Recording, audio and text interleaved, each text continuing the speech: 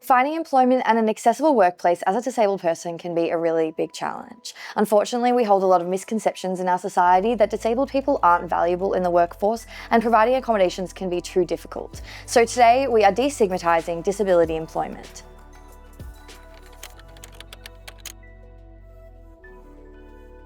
First today, I'm going to be speaking to Jasmin, a young disabled woman and wheelchair user from Adelaide, about her first-hand experience in the workforce and how her access needs have evolved as her disability and health has changed over the years. So my name's Jasmin. I am a speech pathologist by trade. I also run a page called Babes with Mobility Aids, which is a lovely community-driven platform where I share my own experiences and also the experiences of other disabled people. Are you someone who has always been impacted by disability, or was this something that developed later in life?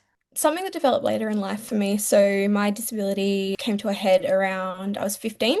And I overnight almost developed POTS, but at the time I didn't actually know what that was. It was a 7-year delay before I got that diagnosis. What was it like for you working and studying in mainstream settings whilst also understanding that your health was worsening? So I was in my 3rd year of uni when I was diagnosed. Uni, I was honestly incredibly lucky with the timing because it was 2020 and everything had gone online. And if that hadn't have happened, I would not have finished my degree on time. That was an accommodation for me that really, really helped me get through. What kind of accommodations do you need in a workplace? Yeah, so I use my wheelchair full time at work now, which has been an adjustment. Thankfully, my workplace was already fully wheelchair accessible, and this is because we service a lot of people who are wheelchair users and power chair users. So I was very, very lucky, and I think in looking at different job opportunities over the years, I've realized how lucky that was. Being in the health and allied health space, you would think that accessibility is more of a priority in these spaces, but I went to multiple job interviews over the years and there were steps or something stopping me from being able to work in that workplace, which I just think is absurd thinking about it. You're servicing a disabled population. How is accessibility not at the front of mind? It's really not a priority for the vast majority of people. And a lot of workplaces think that there probably is a lot of inconvenience to come with hiring somebody with disability because of having to provide all these accessibility changes. And I think it's not only lazy, but it's totally wrong. So many workplaces can access the funding for these accessibility changes in the first place. So I'm kind of like, that bugs me how the limit from just the access point exists, but it really doesn't need to. There is so much value from the disability community, but for some reason, I mean, maybe it's the fact that people with disability are like mostly left out of the conversations, but the value is just not being like acknowledged. If you're thinking about like some of the things you want in an employee, like devotion to the work, strong work ethic, being on time, being loyal and really caring and having that kind of creativity and resilience and things like that,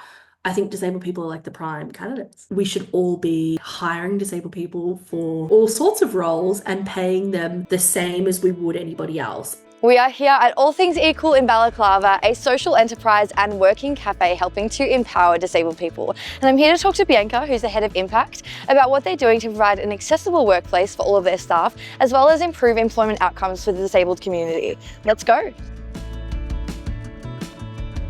Bianca, thank you so much for being here with me today. We are in the All Things Equal cafe. Do you want to tell me a little bit about how All Things Equal started and what your role is here as well? Yeah, sure. So welcome to our space. We like to say that we hope people walk in and it feels like a warm hug. So I am the head of Impact at All Things Equal. I've been here since we started, so since the start of 2021. We started because our founder, Jonathan, has a daughter, Tully, and Tully is a young autistic woman where the kitchen is a place where she absolutely thrives. And naturally, Jonathan was, curious to understand what employment could look like for Tully post-school. So he did a whole lot of research and essentially found that if he wanted a place for Tully to thrive and to be paid properly for her work, he had to tailor an environment to her. So that was why All Things Equal started. But we had absolutely no idea back in 2021 the actual need for the work that we're doing, and we had no idea that it would grow to the extent that it has. So it's been a pretty amazing journey to be part of. A lot of our trainees have never had the opportunity to even be considered for a job before, or it's only ever been a voluntary role. this is the first time that they're actually given a proper opportunity to show everyone what they're made of, essentially. I guess the role that All Things Equal can play is that we want to be able to prove to society that people with disability are willing, ready, and absolutely capable of working. You shouldn't be employing a person with disability because you're ticking boxes, but because the individual can genuinely be an absolute asset to your business. What are some of the things that you guys do here to make sure that it's an accessible workplace and environment for disabled people? We do so many things. So our entire training model is totally person-centred. So the way that a trainer works with person A is totally different to the way that the person works with person B. We've got visual resources all over our cafe, particularly behind the bar and in our kitchen.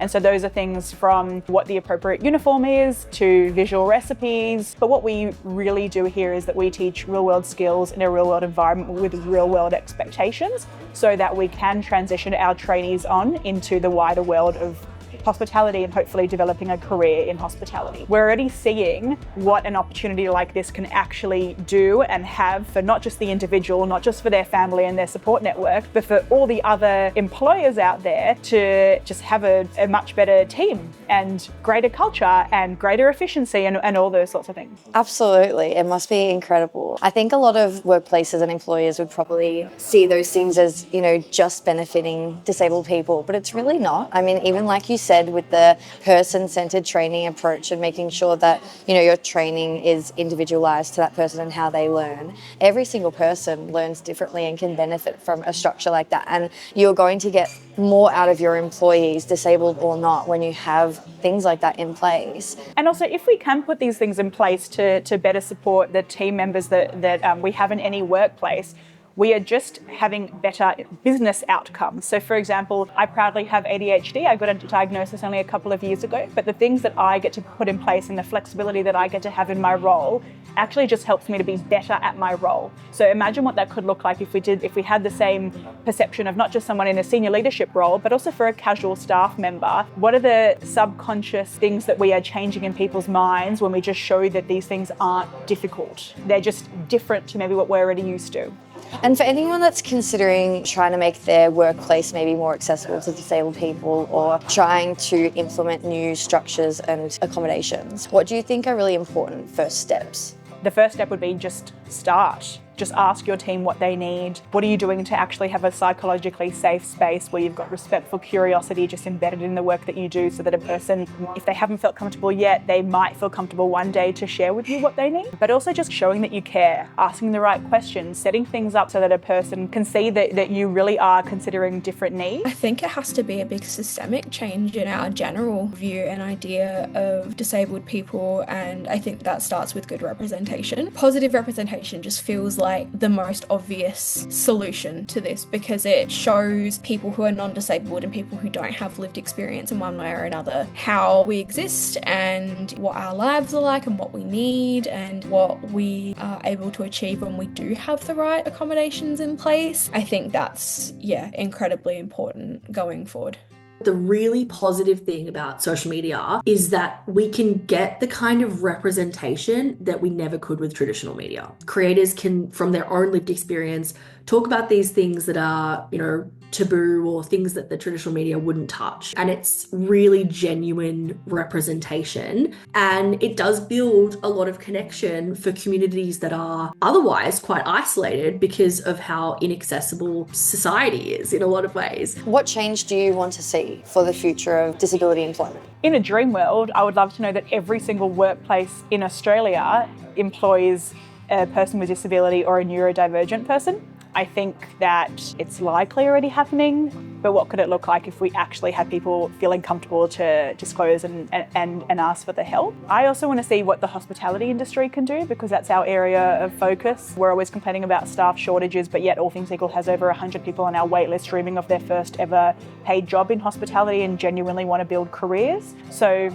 a dream for me is how can we change an entire industry and how can we make sure that just in general our workplaces are more inclusive. We've got massive plans in this organisation, so we're opening up a second second cafe next year, so stay tuned for that. It's very exciting. That's so exciting. Well, thank you so much for speaking with me again today. I'm so, so grateful to have had your time. And it is, again, so amazing to see that there are businesses like this where disabled people are at the forefront and make sure that we are fighting these stigmas and misconceptions that disabled people aren't valuable in a workplace.